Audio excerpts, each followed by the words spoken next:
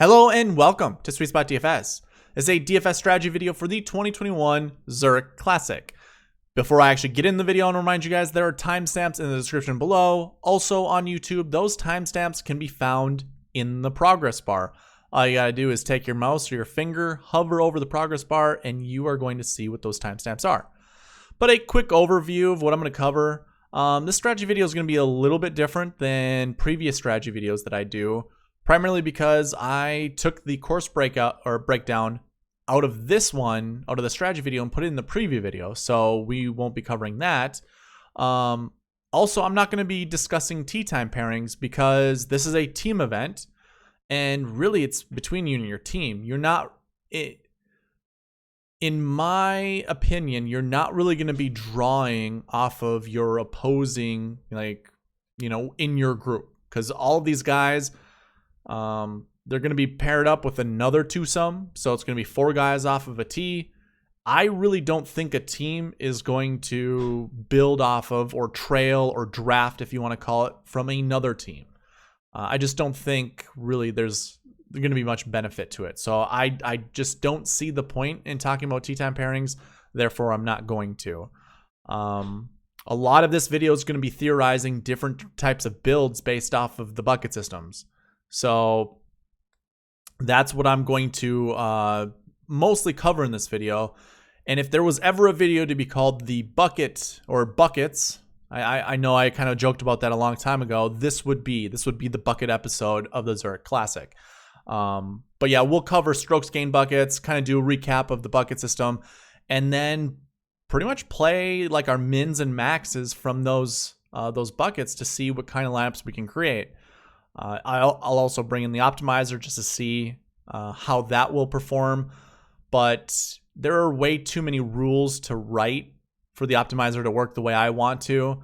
And since this is kind of a lesser tournament, I don't have the energy to update the optimizer. So anyways, again, timestamps are in the description below. But let's go ahead and get into this. And really, the first thing I'm going to talk about is the sweet spot score. I know I didn't mention that in the little brief overview, but I just want to show what the sweet spot score looks like. That way you guys can see it top to bottom. My number one golfer is Jon Rahm. He's obviously paired with Ryan Palmer. Trying to find... Palmer is number 5 in the model. So together as a team, they are the best pair. Xander Schauffele and Patrick Cantlay are right underneath them. So those are my 2 top groups. Colin Morikawa is playing with Matthew Wolff, and I believe Matthew Wolff is like number 100 on my list, and rightfully so, right? Like the guy has stunk over the last couple of years, or not last couple of years, last couple of months. I cannot find him. I guess if we go by salary, we will. So Matthew Wolff, actually 85th. So I exaggerated a little bit. 85th in the model. But yeah, it's Jon Rahm, Ryan Palmer. That's team number 1 in the rankings. Xander Schauffele, Patrick Cantlay would be number 2. Number 3 is probably going to be Bubba Watson and Scotty Scheffler. No. Number 3 is going to be Cam Smith and Mark Leishman, since you can see them right there. And that's going to be Bubba and Scotty. And that's really all I'm going to get into. So these are the only teams that really show up inside the top 20 of the sweet spot score. You can obviously see some of these other guys up here, but they don't have teammates also inside the top 20 of sweet spot score. So I'm not necessarily going to go all the way down the board when it comes to these guys, but obviously you can see the other guys that don't have teammates. It's Colin Morikawa, Sungjae Im, Charlie Hoffman, Louis Oosthuizen, Justin Rose, Kevin Kisner, Billy Horschel, Jason Kokrak, Victor Hovland, Chris Kirk, Tony Finau, and Tyrrell Hatton. Those guys I just named. It's not that they don't have teammates. They don't have teammates inside the top 20 of the sweet spot score. But those guys on their own, pretty decent plays this week. I mean, obviously they're ranking well in the model. But for the teams that I did highlight, Jon Rahm, Xander, Palmer, Cantlay. Let me say this differently. Rahm and Palmer, Schauffele and Cantlay, Smith and Leishman, Bubba and Scotty. I think those are the teams you kind of want to build your lineups around. A strategy this week is taking into account salary. Obviously, it is every single week. I actually had the RBC Heritage up prior to hitting record, and I couldn't remember for the life of me why I even had it up. But now I remember it's to talk about salaries. So let me go ahead and find it, and I'll open it up. Just to show you the difference between last week and this week when it comes to salaries. And I'll tell you this, last week's salary structure is very similar to every single week playing PGA DFS. So let me just get to the 2021 DK page, put a filter on this bad guy, and sort by salary so you guys can see. On any given week, I mean, this is more than usual, but there are 6 guys 10K and above. Usually we see 5, so it's not that many more. We usually, on average, see 5 guys 10K and above any given tournament. Obviously, for RBC Heritage, we have 6 for 2021's tournament. If we compare that to the Zurich Classic, and I go ahead and sort this, we have a total of 18 guys. Now, that doesn't mean there are 18 people 10K and above. That's not how I think of it. You split it in half, right? Because they are collectively one person, as one team. But even if you split it in half, we have 9 guys 10K and above. I don't know what DraftKings was doing. To me, I think their pricing model has to go off of odds. And the odds that I have here are from Vegas Insider. It's really the only easy site to pull that data from. So if you have books that have better odds than this, don't at me, as they say. I'm just pulling this just for the hell of it. I'm not a bettor, not yet at least. I don't necessarily care what book is better than another, but this is pulling from Vegas Insider. So whether you find them to be a reputable, odds maker or whatever, I guess that's on it. Just let me know what you guys think in the comment section. I personally don't have an opinion one way or another, but I feel like that's where the pricing is coming from. Because this is a team event, I think these odds are, I don't even know what you want to call it, like really low for a lot of these guys. Yeah, but other than that, I guess I don't know why DK did its salary structure the way they did. 9K or 9 guys 10K and above makes building lineups really difficult, especially when any one of these guys can win. And more often than not, you're going to need them in your lineup if you want to hit the optimal lineup. And perhaps 2 or 3 of these groups are actually going to finish inside the top 10. We just don't know which one's going to finish better than another.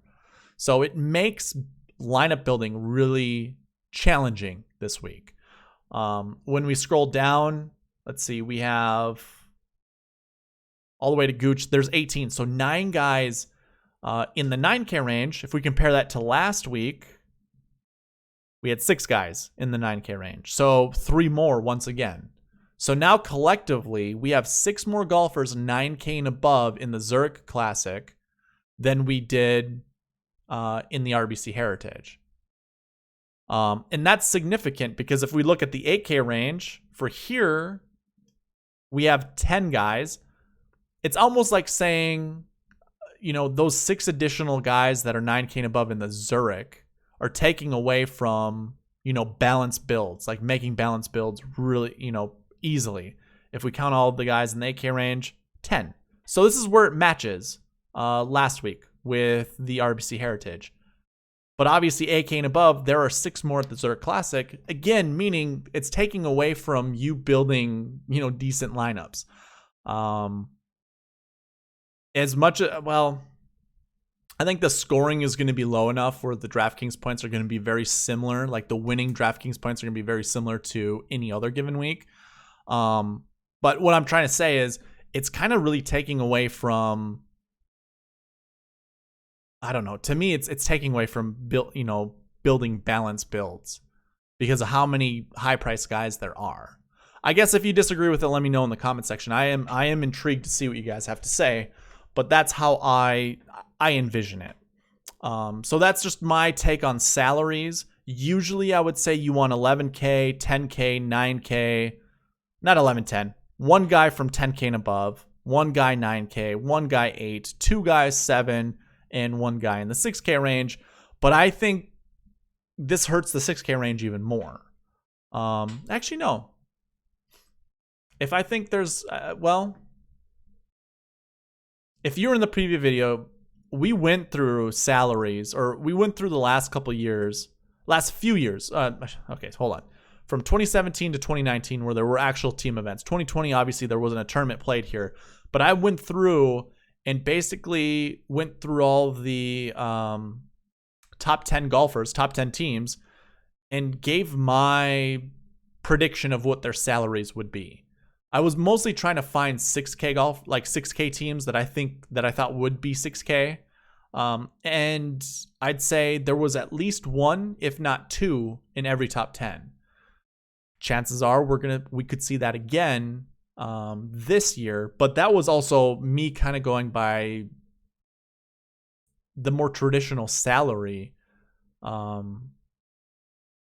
output that DraftKings gives, not this stacked 10K and above or 9K and above salary leaderboard that we have right now.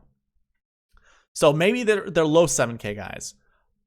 I guess what we can do going through this is try to figure out who in the 6K range is even worth playing. And I think what I want to do is I'm going to use the bucket system, but I'm also going to use the odds here to try to figure out, maybe some mispriced guys, according to Vegas odds, and see if they also match with buckets. That way, maybe there's a solid play in the 7 or 6K range. But obviously, we'll get to that coming up. Now, typically what I would do is go from tee time pairings to the statement games picks. I'm not looking at tee time pairings. Obviously, I said that in the intro, but I am going to cover statement game picks. So if you haven't had the opportunity to visit statement games, it's a fun way to play fantasy. It's free. You don't have to put any money into it. You get rewarded coins based off of how well you do in these contests. Those coins can be redeemed for gift cards.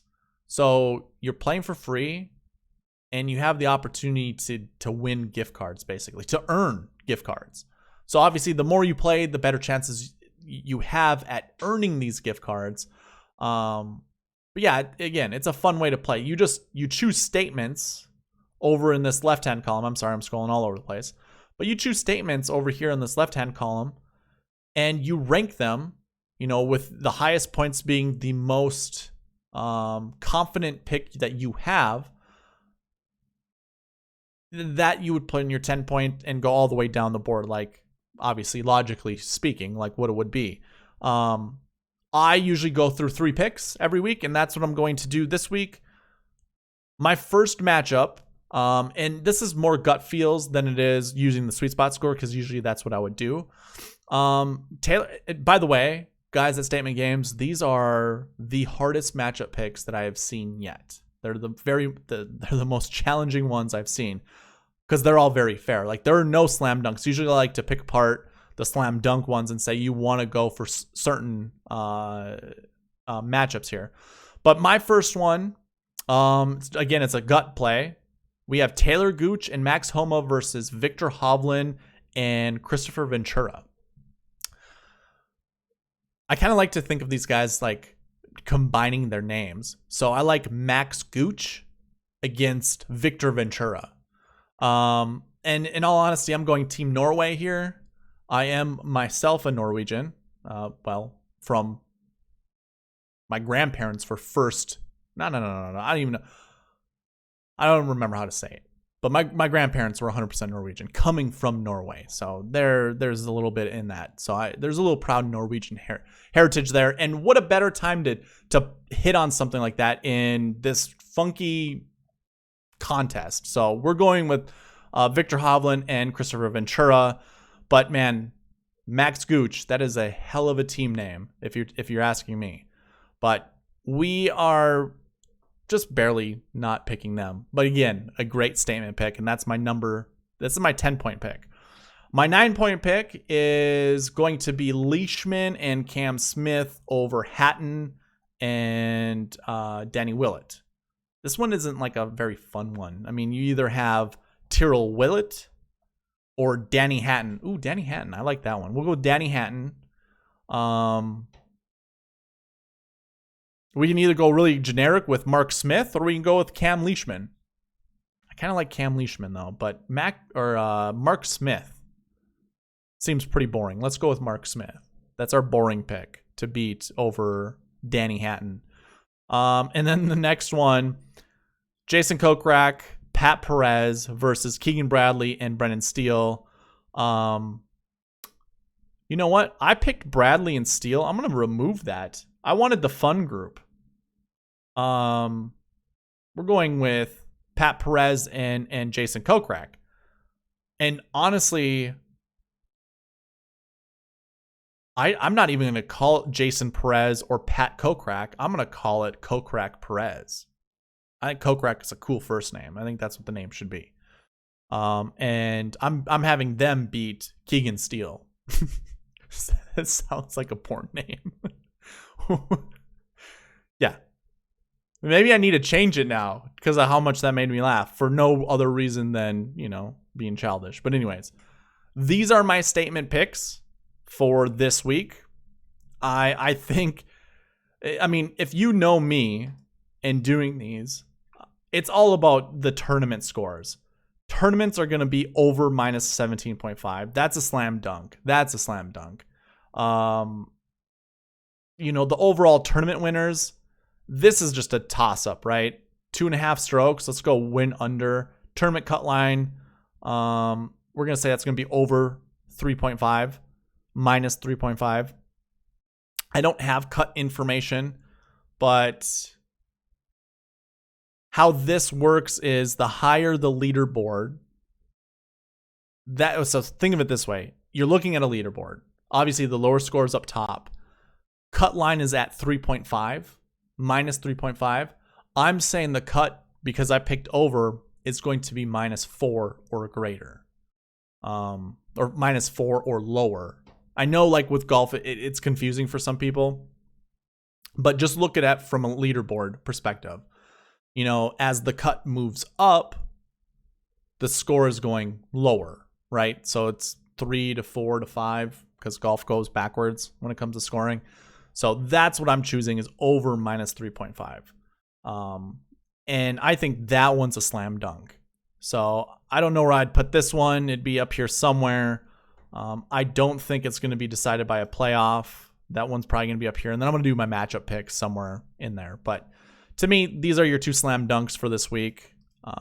The other ones are very much a toss-up. Like I said, Statement Games came up with some good matchups this week. Okay, let's go back into the spreadsheet. That's RBC Heritage. We can get rid of that now. And cover the missing piece of the bucket system, and it's the strokes gained buckets. So obviously, if you've been with me before, we look at strokes gained in a different light. So instead of saying I want all of the great approach golfers on my squad, that's the one thing that I dislike when it comes to PGA tout or DFS touts, or anyone in the industry talking about fantasy golf, is you need to find good ball strikers. You need this, you need that, yada, yada. It's giving you such a generic answer as to what you want to search for. And when we all know, as we look at optimal lineups and how they shake out, those don't ever happen the way that these industry touts say that they do. So a better way to look at it, and unfortunately, I don't have historical stats for the Zurich Classic, but obviously if you followed any of my other videos, everyone inside the top 10 has a varying degree, or not degree, but varying stats. So some have negative approach stats, but have positive off the tee. Some have negative around the green stats, but have positive putting. I don't necessarily care what exact stat is positive or negative, but I do like grabbing them out of buckets like I do with all of my processes. So my first bucket is every stat is positive. Every strokes gained stat is positive. My number 2 bucket is basically looking at all positive off the tee and positive putting golfers that aren't in bucket 1 because they have either a negative approach or a negative around the green stat. To me, it just doesn't matter. They're thrown in bucket 2. They have positive off the tee and they have positive putting. That's all I care about. Your bucket 3, positive off the tee and negative putting. I don't look at approach or around the green for that one. Number 4 is negative off the tee, positive putting. Again, no approach or around the green. Number 5, strokes gained bucket 5, negative off the tee, negative putting. And strokes gained number 6, we have no strokes gained data from the PGA Tour to provide. More often than not, every single week, there are 0 golfers that finish inside the top 10 and very few finish inside the top 20 that come from this bucket. Now, anything that's volume driven, I mean, every single week we probably see somewhere between 8 to 12 golfers. So basically this amount of golfers that I've just highlighted, we basically see that many in this bucket. So it's kind of easy to avoid golfers in this bucket. But when we see a bucket that has over 20 golfers in it, the likelihood of someone finishing inside the top 20 is probably, I mean, it's a decent shot. I'd give it a 60% shot. Someone from this bucket, I guess if not 2, if they're part of the same team, is going to emerge inside the top 10. And if not the top 10, the top 20. So take that with what it's worth. To me, it's just easy to cast these guys aside. You can see most of them are in the 6K range. I mean, we only have Peter Uihlein, Roberto Castro, Justin Suh, and Thomas Pieters, which I love Pieters, but I don't trust him here. And nothing about his game or world rank is giving me the impression that we do want to play him here. Same goes with Justin Suh. I know a lot of people are gung-ho about him this week. I'm not one of those. I don't care. And Akshay Bhatia, same thing. They're all in this bucket for a reason. And again, you can see after these 4 guys, it goes to the 6K range. And it rounds out with some old timers. But Rasmus Højgaard, Akshay Bhatia, or Bhatia, Thomas Pieters, Justin Suh, these are all golfers that you probably, you know what, Seamus Power is no longer in the field. Let me delete that. These golfers, all really talented golfers. If there's anyone that's going to finish inside the top 10 or top 20, it's one of these 4 golfers. Just my opinion. But yeah, usually I have these rules next to the names, and they're more guidelines, not so much rules. But yeah, 0 to 1 from the strokes gained bucket 6, 0 to 2 out of strokes gained bucket 5, 0 to 2 for strokes gained bucket 4, 1 to 3, 1 to 3, 1 to 3 for buckets 1, 2, and 3. Now, how I like to look at this, I think what I'm trying to do, or what I've implemented recently, is I like to pair someone up from this bucket and try to find some of my favorite golfers over in the other 2 buckets. And that is the duo that I'm going to anchor my lineups around. I do purposely try to pick 1 to 3 golfers out of this bucket, 1 to 3 out of this one, and 1 to 3. I don't necessarily care about strokes gained bucket 4, but there are some good picks that come from here. I mean, Jordan Spieth won the Valero being in this bucket. Cam Smith was it last week? Where did he just finish second at? I don't think it was last week. Shoot. I think it was something at the Masters. Somebody finished second, and they were in this bucket. I'm sorry, I can't remember, but just take my word. There was another guy that finished top 5 out of this bucket. And chances are we probably will see someone finishing top 5 out of this bucket. You can see what the names are on the screen. Obviously, screenshot that if you care about any of these guys and you think, they're worth playing. Honestly, to me, I don't see anyone that I like a lot. Mark Leishman would be the only guy. And obviously, Mark Leishman's playing with Cameron Smith. Cameron Smith was a strokes gained bucket 4 golfer not too long ago. and now he's a strokes gained bucket 1 golfer. Obviously, the off the tee game picked up, but he is a 1. Leishman's a 4. This counts as a top 10 finish. And by the way, we're probably going to see double the amount of numbers we do typically inside the top 10 because this is a team event, and there are ties that usually happen inside the top 5 and top 10, making that number of top 10 golfers just that much more. So we could probably double this. All I would say is just add 2, essentially, to each of the buckets. So strokes gained bucket 4, I think probably pick 2 to 4, maybe. I don't know. I think 1 to 4 is probably the best way to go. Yeah, I'm going to say just add 1 to the minimum, 2 to the maximum for all of these. That's the best way to go.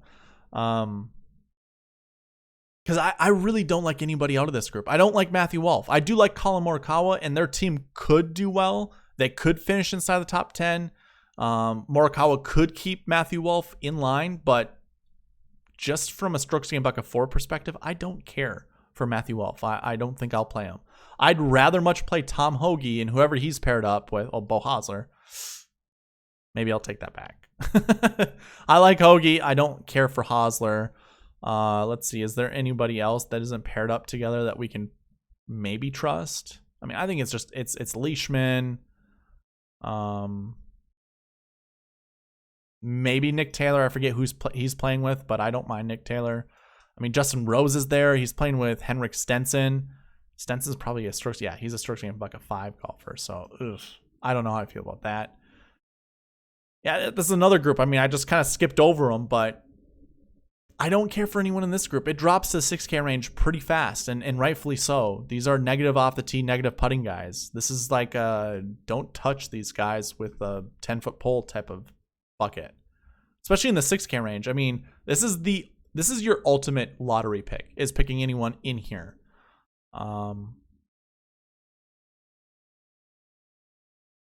It's going to be interesting to see what happens at the end of this tournament, to see if anybody, like, let's say a Troy Merritt or Robert Streb, make it inside the top 10. That means 2 guys out of this bucket would finish inside the top 10. But I mean, I'd rather take chances on like Charles Schwartzel, Benny Ann, I guess Nick Watney. I know he's playing with Charlie Hoffman, who's done well at this tournament in the past, especially with the team event. But even Graham McDowell, I mean, you know what? I'm not going to take away from Henrik Stenson. He made the cut at the Masters. You want to know who didn't? Rory McIlroy. Sergio Garcia didn't make the cut, but Henrik Stenson did. So he may have found something. I don't know what it is, but he could have found something. I don't know exactly if I trust that, but either way, yeah. Strokes gained bucket 5 golfers here. At most, I'm playing 2. Strokes gained bucket 4. Looking at some of these names, probably at most I'm playing 3. I'm probably not liking it, but at most I'll play 3. But it's really sitting in here. And anyone from the strokes gained bucket 1, obviously you can see there's some interesting names. Matt Wallace, who is he teamed up with? 22. Where are you? Is that Thomas Peters? No. He's teamed up with Graham McDowell. Okay. Interesting. I guess I don't care for that.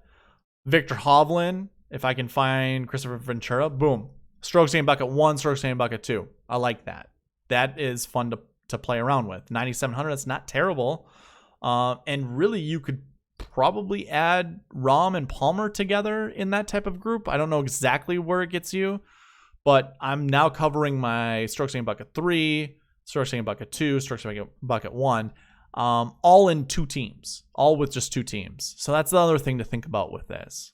And that's why I make this team thing is just so crazy. I'm not going to pretend like I know all the answers. I don't know exactly how to tackle this because we don't really have data. I mean, my bucket system does. You know, I have data with that. But when it comes to strokes gained and stuff like that, I have not yet seen that. But the other pieces in the bucket system have seen that. So we can obviously use that. But yeah, I guess I've spent enough time talking about some of these guys. You can take a look. We'll actually reference this a lot. And you can see the color scheme matches the strokes gained buckets. Usually I go with the last year bucket. This week, I'm going to go with the strokes gained bucket. So you can see dark green represents strokes gained bucket 1. 2 represents positive off the tee, positive putting with either negative approach or around the green. Yellow, strokes gained bucket 3, and obviously so on and so forth. Orange, red, and dark red. So the summary that we covered yesterday, basically what I'm going to do, what I'm going to do in this video is I made a projection column. And what the projection is looking at is the success rate times the golfers that are in the bucket for that year. And perhaps maybe I should take the rounding function off of it. Just because. I mean, it might not even be worth it to do that.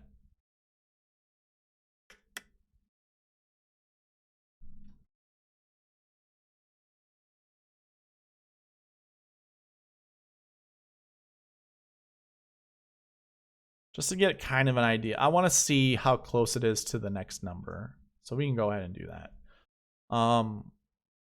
Let's go one more decimal place. I don't care to see some of this other stuff. Okay, so 1.5 for last week threes. And like I said, we're going to reference this, so I don't really have to necessarily talk through everything. We went through the rankings yesterday of what each bucket was. We went through the success rates for each one of them. Let's... I mean, it's all on the screen right now. You can pause it and review it, but I'm going to talk about it as I go through it. I have dusted off an old spreadsheet that I used to showcase in these videos. So if you're a new viewer or if you've watched me within the last 6 months, you probably have not seen this. But I used to use this as my lineup building strategy. So basically what I'm going to do is find the smallest bucket with the best projection. So, I mean, to me, I'm going to use recent form 4. And I choose this because you're going to see why. So we're going to go look at recent form bucket 4. Jon Rahm, Cam Smith, Chris Kirk, Charlie Hoffman. So if we go back to the summary, we have the potential to see 0 inside the top 10. That's what this minimum column means. It means there have been years where 0 has been represented from this bucket inside the top 10. On average, we see 4.86. We're a little bit lower than that. However, with the success rate with this bucket total, chances are we're going to see at least 1 inside the top 10. So if that's the case, this might be the easiest bucket to look at. Here's what I'm going to do. I'm going to go like this. Jon Rahm, Cameron Smith. Go to my lineup construction page. And what this is going to do is it looks at their names and it shows me the remaining salary and the average remaining salary per player. And then the next one I'm going to do is I'm going to choose Charlie Hoffman. I do like Charlie Hoffman. He could be a piece that we can mesh together. I mean, we could add him to any of these lineups, and it's not really going to hurt that average salary per player. But I think what I want to do... How about this? Maybe we just do this. Put a Kirk lineup with a Charlie Hoffman lineup. That means we cover all our bases. No. I'm going to make a stand. So let's go ahead and say Charlie Hoffman is going to be that guy here. Chris Kirk is going to be in my FOMO lineups. So if you don't know what I typically do, I pick 2 duos, and for each duo, I play them 30% of my lineups. I'm anchoring those duos in 30% of my lineups. The other 4 in those lineups can be anybody, just following the bucket system logic. The last 10, obviously, if you add it up, 30, 30, 30, that only equals 90. The last 10 are FOMO lineups, and that's where I'm gonna put Chris Kirk in the FOMO lineups. But what I want to do is kind of build out a core lineup that I can mix and match with the buckets. So we're gonna start with Jon Rahm, Cameron Smith, and again, like I said, we're making a stand. We're gonna put Charlie Hoffman as that third guy. So Charlie Hoffman's team is here. We won't be selecting anybody else from their groups. But we also know the color coordination goes by strokes gained buckets. So Jon Rahm is a 3. These 2 golfers are a strokes gained bucket 1. makes things easy, right? Okay. So if we go back to the summary, we have recent form 4 crossed off. We don't have to necessarily look at that anymore. It looks like course history 5 would be the next bucket that's easiest to target because there are only 8 golfers in that bucket. On average, there are usually 10. We have a success rate of 24%. That projects out to be around 2. And we have a minimum of 1. So at least one golfer from that bucket has been inside the top 10 of all the years dating back to 2013. Now with course history, it goes back to 2015. I know that's kind of a caveat that I don't put, on the sheet for you, but I'm telling you right now. So it goes back to 2015, meaning we have 5 years of data we can use, 15, 16, 17, 18, 19. Yeah, 5 years. Let's go ahead, course history 5. So we'll go back here, open everything back up, and then filter by course history 5. And we should only have 8 golfers. Now, no surprise to see Xander Schauffele. I shouldn't say no surprise, but the fact that I see Xander Schauffele tells me I'm playing him no matter what, because he is one of those golfers that I do want in my lineups. I wonder why the color didn't come with it. It's weird.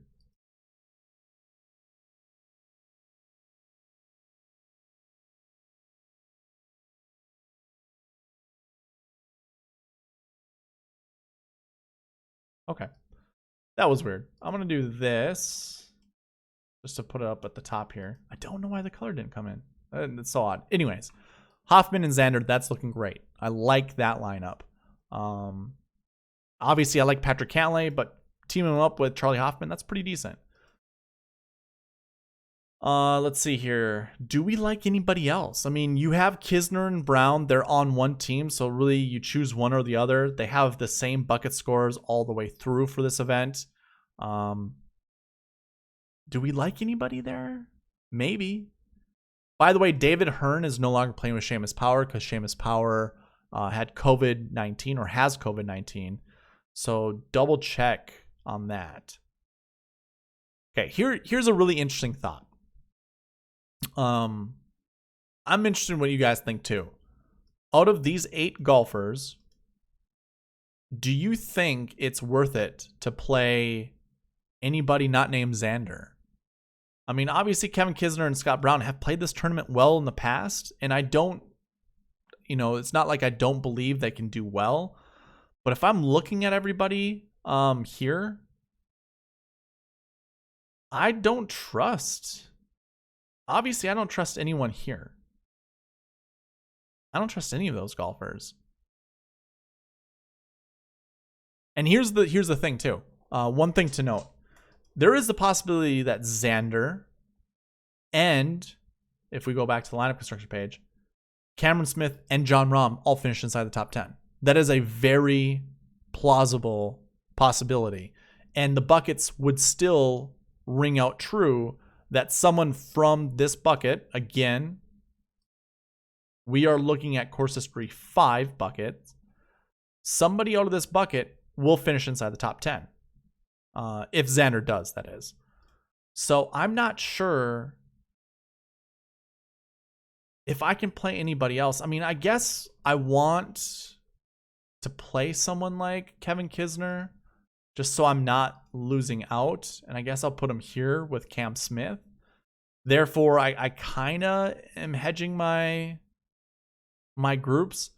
But I don't know. I don't trust any of these guys. I don't even remember who KH Lee is playing with.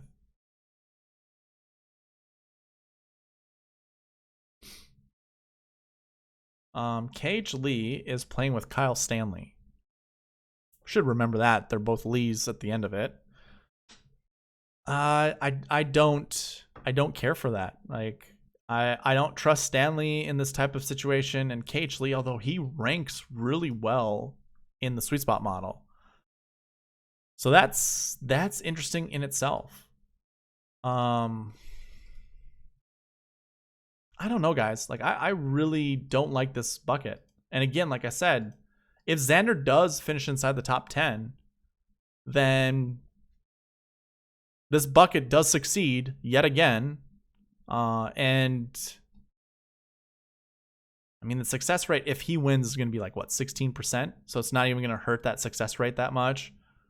There's a possibility that Kisner or Brown could finish inside the top 10. And I guess there is a possibility that Graham McDowell can. You know what? Who is Graham McDowell's teammate? That is probably, I think I'd like Graham McDowell's teammate. Group 22. Matt Wallace. We already talked about it. So Matt Wallace is a strokes gained bucket 1, course history 1, 3, and 3. Yeah, I guess we can go with Graham McDowell, because obviously if Matt Wallace does do well, it works out. So we'll throw him here. And that way now we kind of have our teams covered with that bucket. We don't have a lot of salary remaining, I'll tell you that. But maybe when we look at the other buckets, we can find favorable plays when we go through them. So let's see here. We have course history 5 crossed off. We have recent form 4 crossed off. I'm targeting the smaller groups because it's just easier to pick players from those groups. But now I think what I want to do is find the next success rate, and it's going to be recent form 3. 17%. I don't see anything better than recent form 3. So we'll go back to the DK page. Filter by recent form 3. Looking at the summary, what do we have? 16 golfers in this group. We can accurately say that, or we can project that 2.8, nearly 3 guys are going to finish inside the top 10 out of this bucket.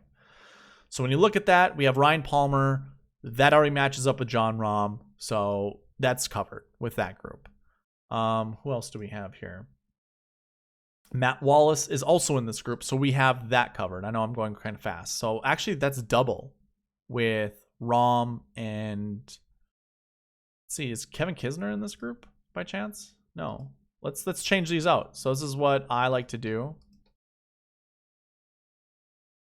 because to me that makes sense.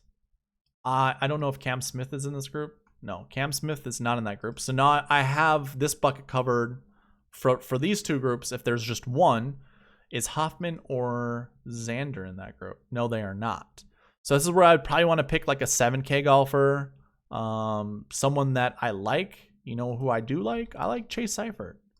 So we can go ahead and throw him in this group because that is covering our bases for this group. So there will be representation for that bucket in the Hoffman and Schauffele lineup. We already have representation because of John Rahm's teammate in Ryan Palmer, and we have representation here because Matt Wallace also fits into that group. But I do like Taylor Gooch. I like that group, or I like, obviously Max Gooch. We like that group. I like the Kokrak group as well. So you know what I'm going to do? I'm actually going to grab Kokrak and put him somewhere where it won't affect the overall. So I like that. Even though there's double representation, that's fine. I do like that. So let's go ahead and see. Do we want to play anyone else? Does Cameron Tringali do anything for any of us? Nah, $8,000. It's probably too steep. Thompson is intriguing. I'll say that. And being a 4. Who's his teammate?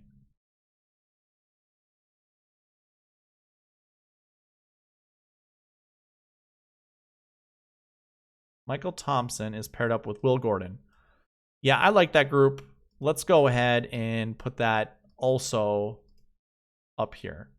Now we have double representation for these two groups. We only have Chase Seifert for this one, and that's fine. I like Michael Thompson.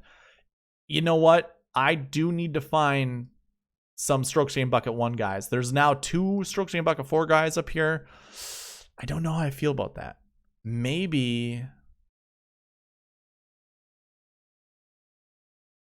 there's only one guy. Yeah, that's fine. We're going to do that. We're going to put him in this group. Looking at, let's see, what is our next group we want to choose from? So we have recent form 4, 3, and course history 5 taken care of because those are the smallest buckets for this year with the highest success rate. So it's just easier to pick from those. What would be the next one that would be somewhat easy? I think maybe last week 3, 14.85%. Yeah, there's only 10 in that group. That's probably easy to go with. Or maybe, yeah, these are kind of bigger.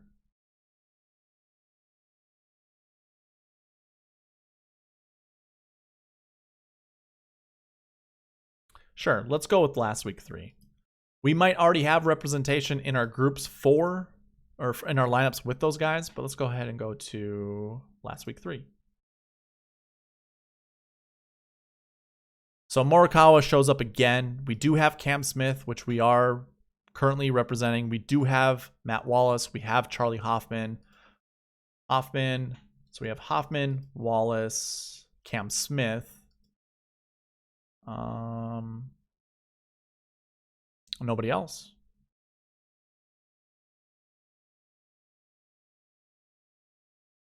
So do we find a green golfer that we can actually put on this lineup here? And we don't. We have no representation up there.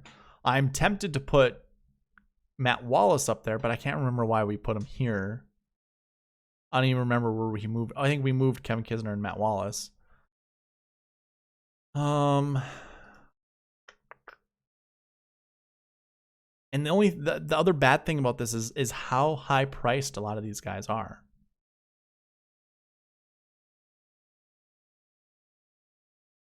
There really isn't any salary flexibility that I want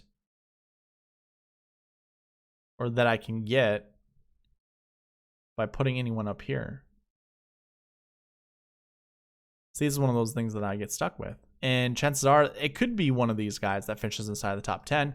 And that is our only top 10. That's the realization we have to make so we can just move on. We don't need to make sure every lineup has those golfers in it. The fact that we have 3 of these guys already, I mean, it's kind of making me feel like I should have picked Chris Kirk as the other guy and not Charlie Hoffman, but I guess Charlie Hoffman's there. Never mind. The beauty of creating lineups and trying to stick to rules. Okay, so that takes care of that one. Is there another easy one that we can just go with? Last week 4 looks pretty easy. So let's go and look at our last week 4s.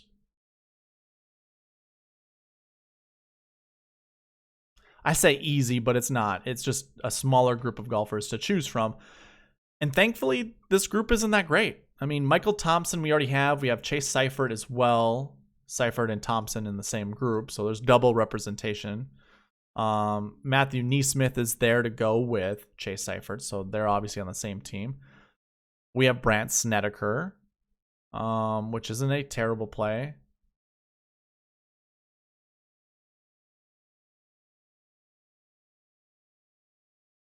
I really don't like anyone else. And I'm really trying to search for someone that's a darker green, like a strokes gained bucket 1 guy up here.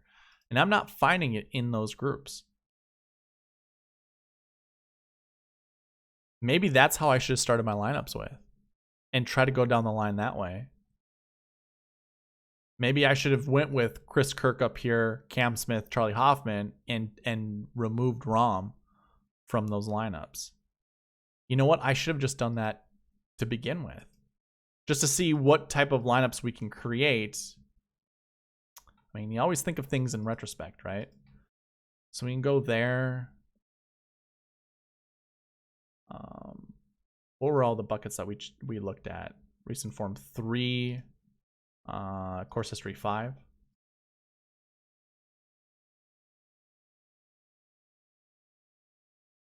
Oh yeah, that's right. We didn't like this group that much, did we?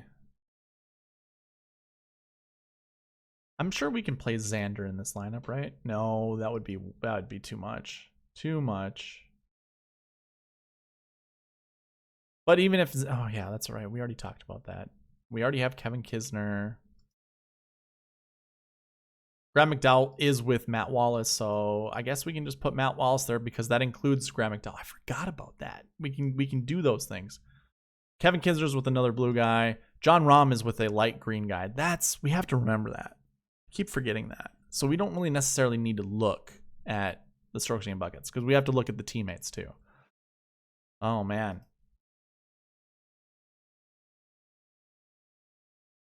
Talk about analysis by paralysis, or paralysis by analysis. I say that always backwards.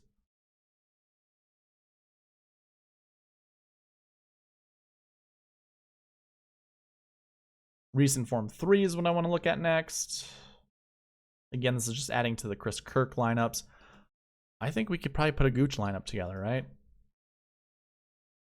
No. Not if we have Matt Wallace. So let's go ahead and just get rid of that.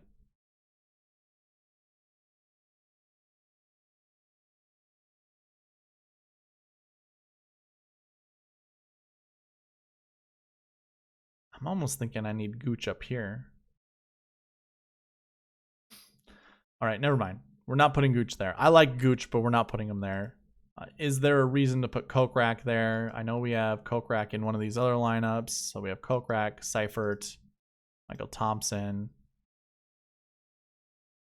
Ay. Let's put a Sung Jae there. Okay, now we're all in the same boat. Okay, so we can move on. We can look at other things. This is looking better than this one so far. We already looked at last week 3 and last week 4. Just double checking here.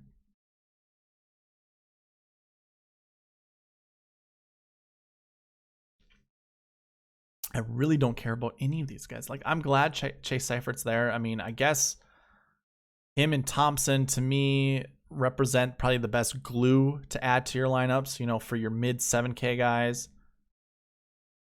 I guess there are more buckets to look at, so let's go ahead and do that. So we have those covered. What would be the next one? I'm just going to avoid this one since there's only 3 in that bucket, and success rate doesn't really show that we need to play anyone from that group. I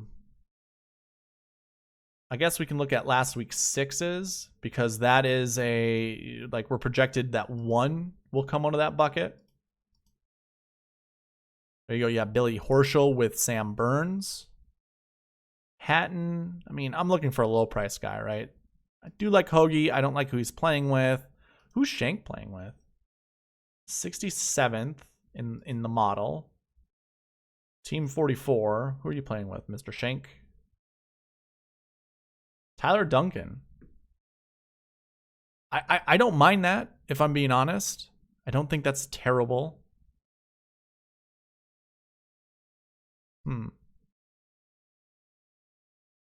I'm looking at the odds right now to see if I like anybody better than them, just on odds alone. Really, they have pretty decent odds, so let's do it. 6,800, where's that going to provide us relief the most? It's going to be this group here. So we can add some color there. That works.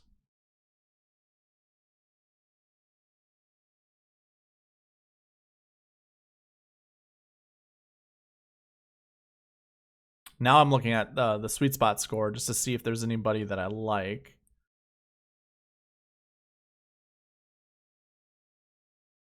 Wait a minute. We don't have the bucket set.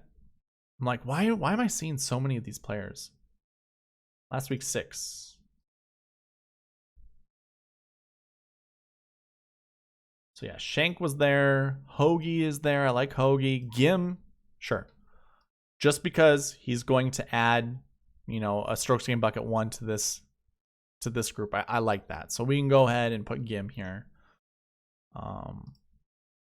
What's the next bucket? Because I don't like anyone else in this bucket. Not for the price. I'm looking for someone in the 7K range, and this is too expensive for that. So looking at the summaries, I mean, now we're kind of getting into,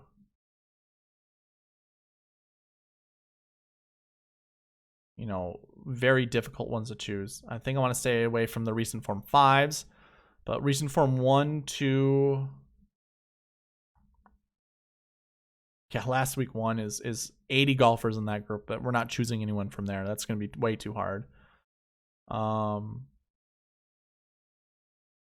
think we just look at recent form bucket 1 and course history bucket 1. We have 4 in each of those, and I don't think it's going to be that painful to go through. So recent form bucket 1, we want one guy from here. Xander already hits that mold, so we don't really have to go anywhere with that. Leishman is with Cam Smith. So, I mean, Xander's covered. Cam Smith is covered. We have Gim. So, Gim is covered. What are we looking for? Sung Jae, Matt Wallace, or Chris Kirk? I don't see Matt Wallace or Chris Kirk, so we can choose somebody from this group for 7,400. I probably want to find somebody down here that has, you know, either a decent sweet spot score or even odds, and select them, like say Keith Mitchell and Brant Snedeker. That seems pretty decent. I know Snedeker was a golfer we were just looking at. Although Keith Mitchell 96 on my model, not the greatest.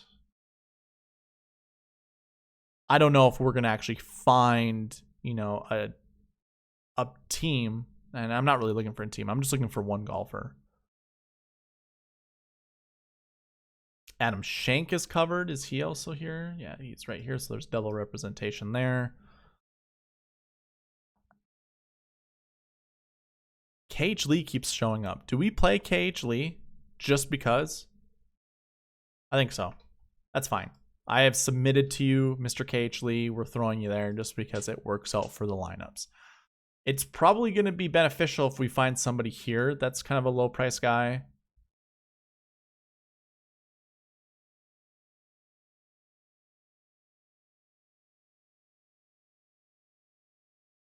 Again, I should say again, but there's a chance we see 4 golfers here. So we already have these guys.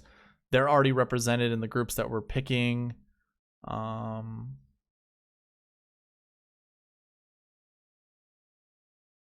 Gim is already covered. So we already have 3. We just chose KH Lee. That's 4. Obviously, this group is really big, so we can find a lot more in this group. Eric Van Rooyen. That's actually a decent play. 8,200. I don't know if I can fit that in any of these lineups. I could probably do it down here. In reality, I kind of want it up here, but I don't think we have the price for it.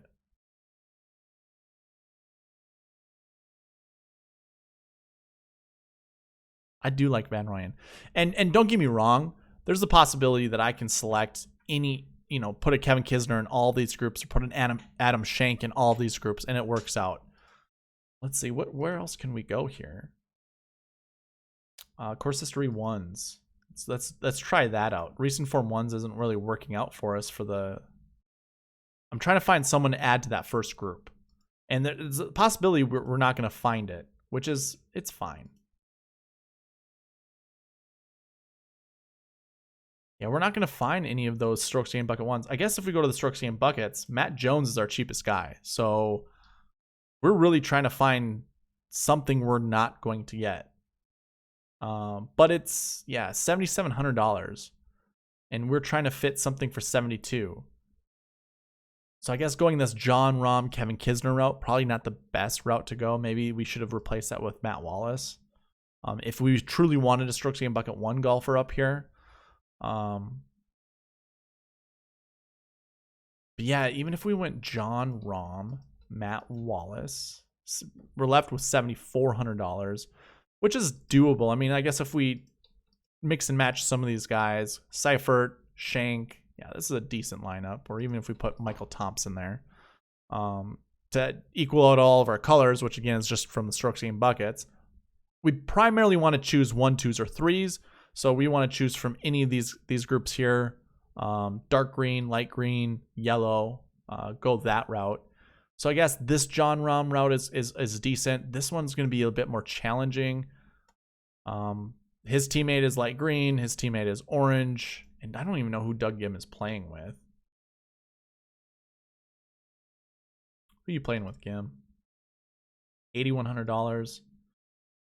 Gim is playing with Justin Suh and obviously a 6. So that's not where we want to be.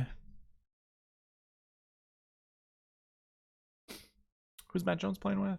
JJ Spawn. That's not good either. I guess that's the best way to look at it, right? Who are our strokes gained 1 golfers? Tringali's teammate is Roberto. I'm just looking at their teammates' sweet spot score now.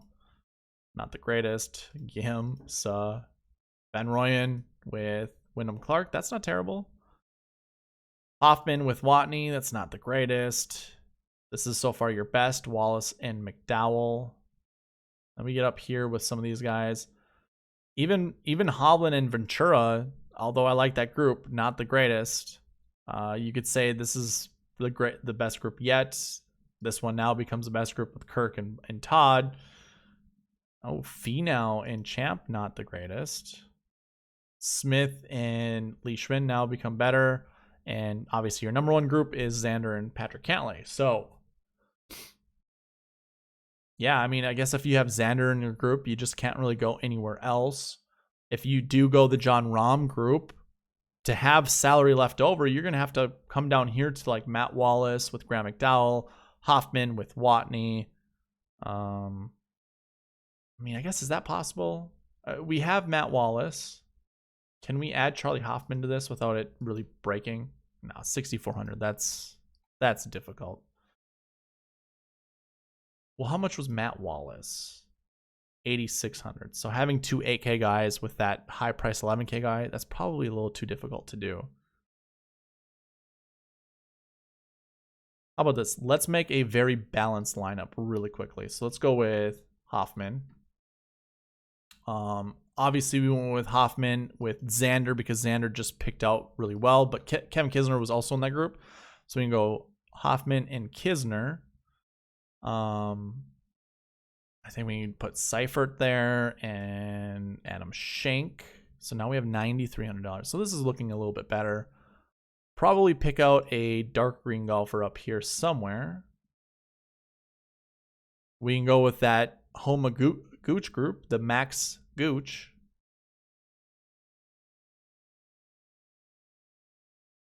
$9,300. So if we went with 11K, that would drop that down to $7,000 for the last price. So I think I could go like Cam Smith. Yeah, 70. This is a good group.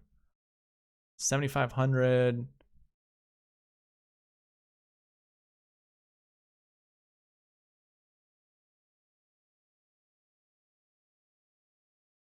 Looking at all of our groups, I think I want to find somebody that has like good odds. So we can't go 76. That's just outside. 80 works for us. And I think it's the Martin Laird, Nick Taylor group, if I'm being honest. Like, this group together is not terrible. So, I mean, it kind of works out that way. I don't know if I really care about anyone else.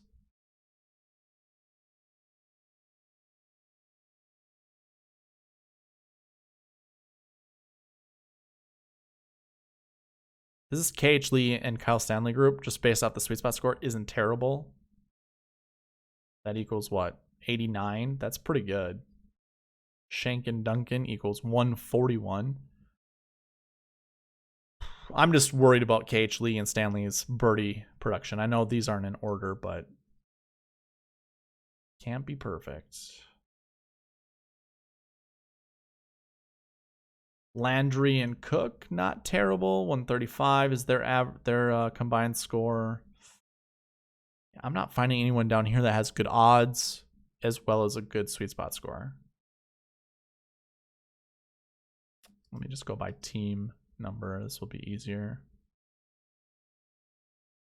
Haggy showed up a bunch of times, but he's playing with Michael Kim. I don't care for that.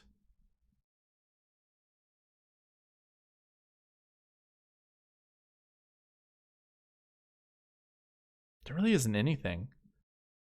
Odds aren't great. I don't think we're going to see anyone down here like do the greatest. I don't care for any of these guys down here.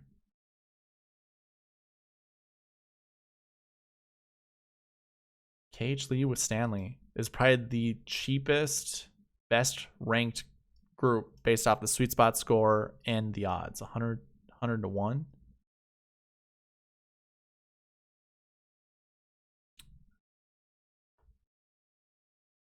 Who's second?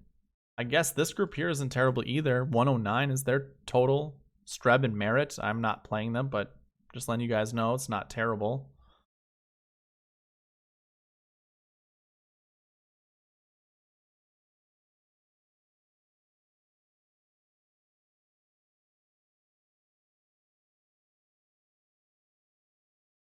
Yeah, like I said earlier in the video, trying to find 6K golfers probably not the way to go. It's probably low 7 is where you want to stay. And unfortunately, they're just, I mean, the 7K just dries up fast from 7 to 7.5. This is what we normally see in any given week. 12 guys between 7.5 or 7.4 and 7. I mean, maybe not 12, but we do see something like that though. I don't care. I'm not gonna like really go into it, but you know, your best odds here: Werenski and Peter Uihlein, Snedeker and Mitchell, or Laird and Taylor. I like Martin Laird and Nick Taylor. Although Michael Thompson and Will Gordon are also good odds at $7,600.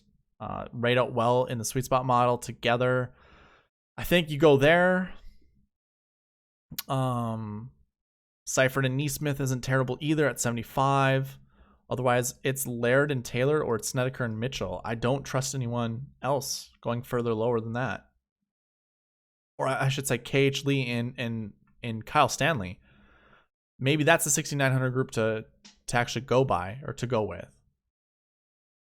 Yeah, finishing these lineups, it's going to be tough. 74, 76, 74. Really hard to start any of your lineups with the top guys. Obviously, Hoffman was in the, $8,000. Xander 11.7, I believe. Seifert was what, 7? We just saw him 7.5, and Thompson was 7.6.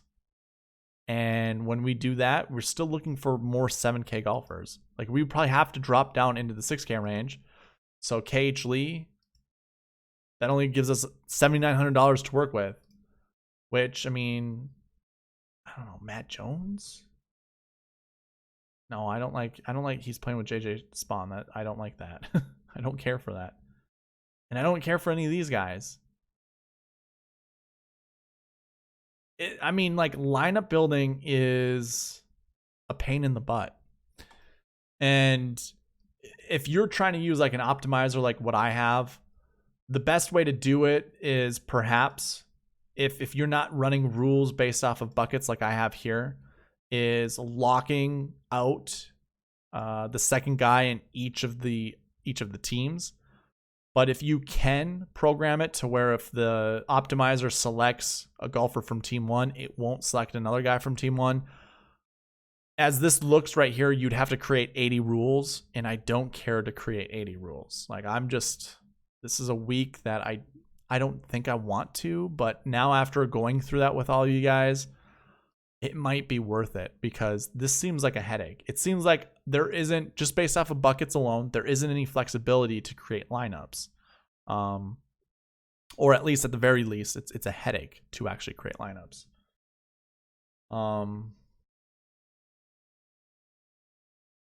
I mean, let's just finish these out, okay? So 7,200. We're not going to find another green here, so we just have to find the best golfers we like. Obviously, Nick Taylor, Martin Laird, we like that group. We can add them here. 72, man.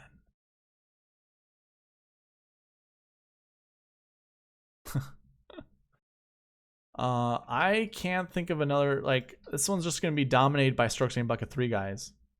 And now I have enough for like a Chase Seifert. So I can do something like that. And have over representation for a lot of these groups. For a lot of the buckets. Which doesn't necessarily matter all that much. All right, whatever. 7,600. I mean, it's just easier if we can dig into the 6K range, and perhaps we just have to close our eyes and just select some of these guys. I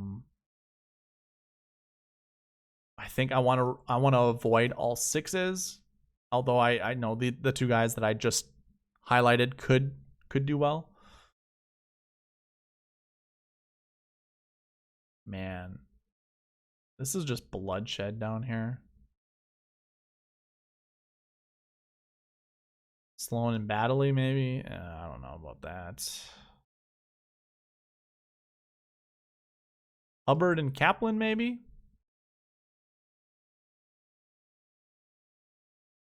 Sure, why not? Oh boy, where do I add them? Here? Hubbard and Kaplan, sure. 8,800. Hey, that leaves us with something to play around with, right? 8,800 though. It just, there's nothing good. Man, are you guys having difficulties making lineups like this? Can you relate? This is just, this nonsense. Matt Wallace, can't choose him again. Can't choose, I can put Hoffman in this group, which I could. I don't know if I really want to. Nobody's rating out well. Like I just, maybe I need to just ignore that number, use these numbers here. Gim and Sud, yeah.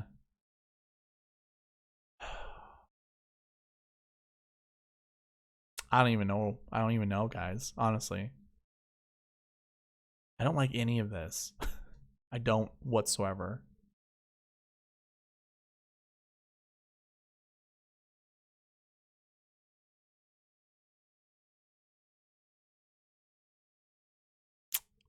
I don't know where to go. I don't. I'm frozen. I have no idea what to do. 8,800. I don't have. There we go. Eric Van Rooyen. Sure, that makes sense, right? 7,900. Matt Jones. We've talked about him a bunch of times. He's a strokes gained bucket one guy. Perfect. 7,650.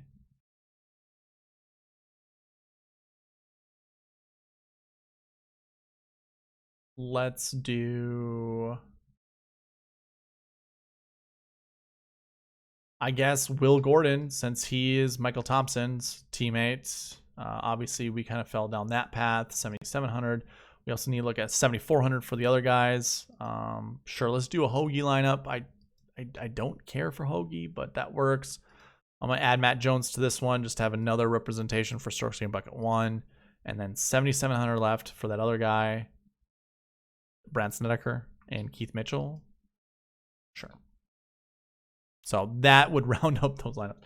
That nearly took 40 minutes. Like, if you're trying to follow some kind of bucket spread, it's just going to be that difficult.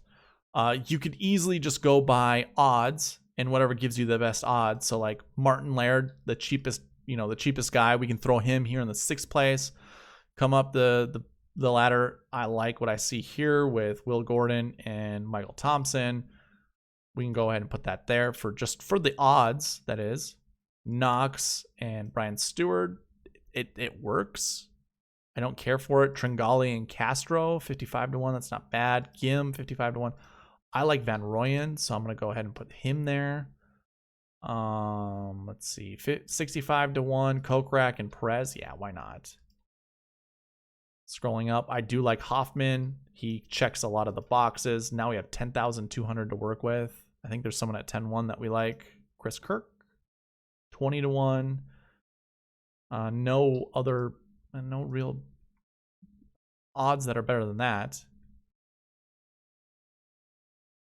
So that all works. And that was so much faster to go by odds than to go by like a bucket system. But I have no idea if any of these buckets really match. But for the strokes gain, these colors right here look really good. And then a strokes gain bucket 3 here.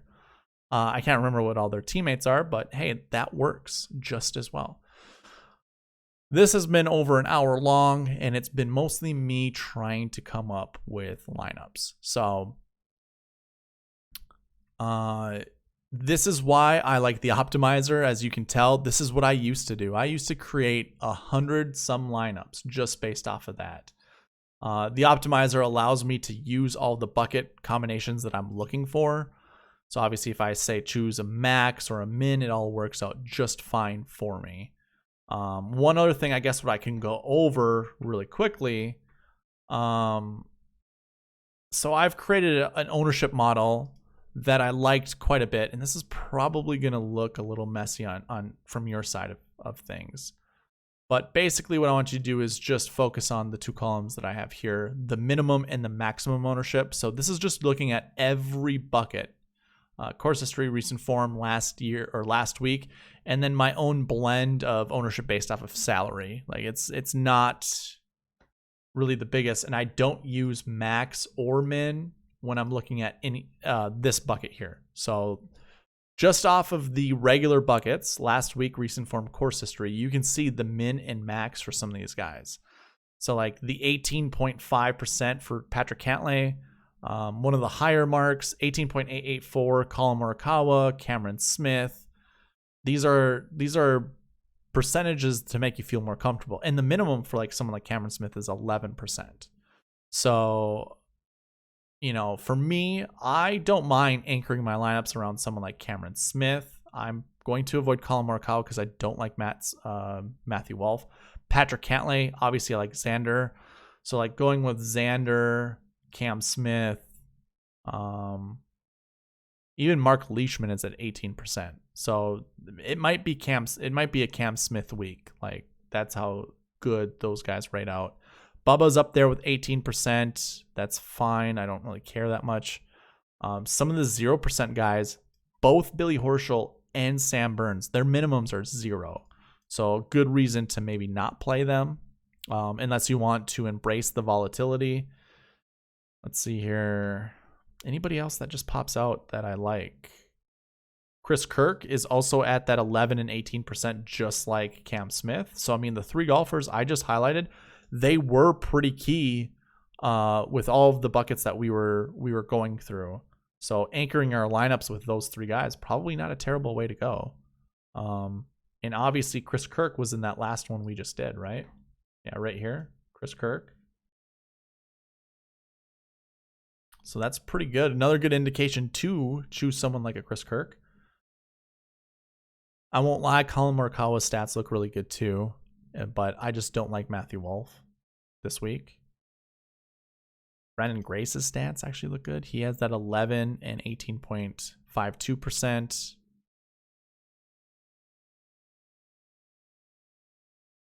This is making me want to actually, and it kind of is making me regret not updating the code and logic for the optimizer to select these guys based off of, you know, to avoid golfers that had already picked from. But to me, it's all about finding your core. You know, for me, it's finding the core duo group and then building lineups from that. So, you know, trying to pick some of these high price guys like a John Rahm, the core would look something like John Rahm with Matt Wallace or Cam Smith with Matt Wallace. Charlie Hoffman and Xander, that's actually a pretty decent core. I like that one quite a bit. But you can see how much Matt Wallace I'm selecting from because he fits those buckets pretty easily. But perhaps we don't choose, you know, Matt Wallace because it could be somebody else from that bucket. Same goes with Chase Seifert. I mean, I liked him a lot. I have him in most of my lineups that I'm selecting. The oversight could be somebody else in that bucket will do well. And obviously the guys we went through that weren't that great, you know, when we were looking at some of these summaries, I think it was like recent form bucket, 3? I think it was 3 and last week 5. No. I think it was 3 and last week bucket 4. I think those all had golfers in it that we kind of just didn't care for. No, it wasn't Quarters. I already forgot, man. I have the worst short-term memory. Recent form 3. No, we liked a lot of these guys up here, but didn't really, you know, we didn't talk about Lucas Glover. We didn't talk about Harold Varner III. I know we talked about Gooch. But maybe Brandon Hagee is a good choice. You know, obviously I kind of turned my nose up at it, but 6,300, hey, we might need to find some of these gems down there. So having someone like this guy added to like a John Rahm lineup wouldn't be terrible. I know Palmer's already in this group, but I mean, that's one way we could do it. Lots of 8K golfers from this group. To me, it's really just choosing a few of them though. But anyways, yeah, this was one of them. What was it? Last week 4 was another one. Was it last week 4? I just want to double check. Yeah, last week 4, 1.6. So we want to select one guy from here. Obviously, you know, we didn't care for anyone. Maybe it's KH Lee. Maybe it's not. Chase Seifert's there. Obviously, Michael Thompson. Those were our favorite too. But maybe Kevin Tway does well. Maybe Robert Streb does well. All possibilities. Luke List down here at 6,200. I didn't even see him. But perhaps his group does well. Any of these guys can fit inside that top 10 because their bucket kind of dictates that it's going to happen. I just don't know. I really don't. And another good reason why I like the optimizer, because it allows that variety to happen without me clicking a name and saying I like that guy or I don't like that guy. I want as much John Rahm, Cam Smith, Xander Schauffele that I possibly can get, because I do believe that they have the best win equity out of every group that's in this tournament. But it's really hard constructing lineups. You obviously just watch me try for a long time and not really succeed. And this is going an hour 20. So I'm going to leave it at that because it's far too long. Hopefully you guys enjoyed this. Appreciate all the likes, comments, or subscriptions you can give me. That always goes a long way. But I'll end it here. Thank you guys for watching. Do all the good stuff. All right. Thanks. Bye.